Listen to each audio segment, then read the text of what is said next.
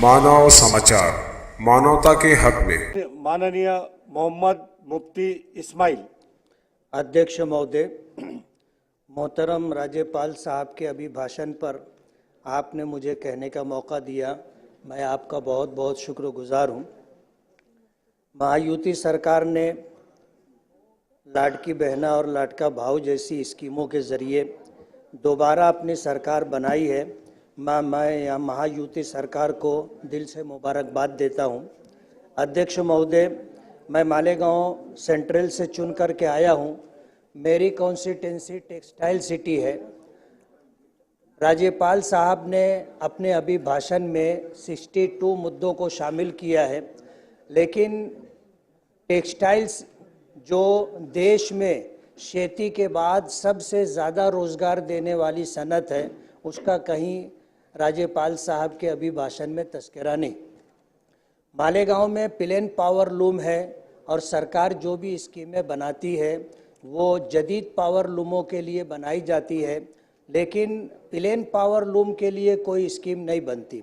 मैं आपके मार्फत सरकार से और केंद्र सरकार से ये गुजारिश करना चाहता हूँ कि प्लेन पावर लूम के लिए जो खेती के बाद सबसे ज़्यादा रोज़गार देने वाली सनत है, उसके लिए ऐसी कोई स्कीम बनाना चाहिए जिसके ज़रिए से टेक्सटाइल से रिलेटेड और जुड़े हुए लोगों को उसका लाभ मिले।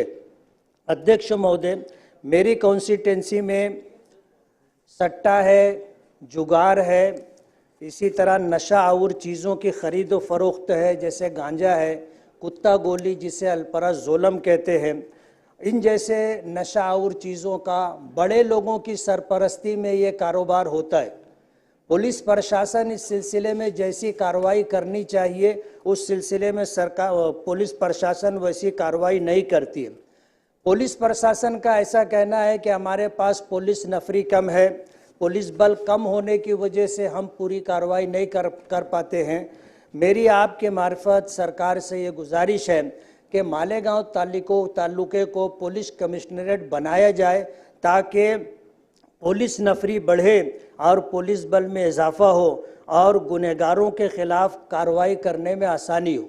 मैं ये भी गुजारिश करूँगा कि नशा और कारोबार पर बंदिश लाने के लिए नारकोटिक्स ऑफिस मालेगांव में कायम किया जाए और ये ऑफिस ना होने की वजह से पुलिस सही मानों में कार्रवाई कर नहीं पाती, उनको इंतज़ार करना पड़ता है कि नारकोटिक्स डिपार्टमेंट के लोग मालेगांव आएंगे तो इस सिलसिले में कोई कार्रवाई हो सकेगी।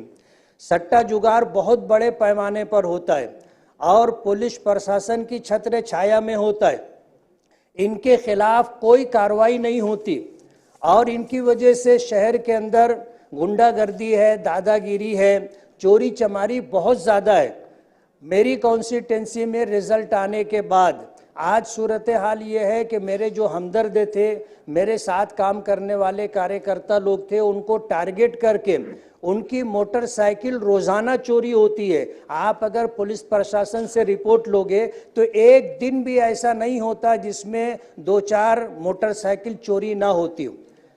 आज इस वक्त पूरे राज्य के अंदर अमन और शांति कायम रहे, उसके लिए बहुत ज़रूरी है कि मालेगांव को पुलिस कमिश्नरेट बनाया जाए, नारकोटिक्स ऑफिस कायम की जाए, सट्टा जुगार के कारोबार करने वालों पर रोक लगाई जाए और जो चोरियां होती हैं इसको रोकने के लिए कोई मौसर कार्रवाई की जाए। एकदम टारगेट करके लोगों की मोटरसाइकिल चोरी की जा रही है और पुलिस प्रशासन की तरफ से कोई मजबूत और अच्छी कार्रवाई होती दिखाई नहीं दे रही है।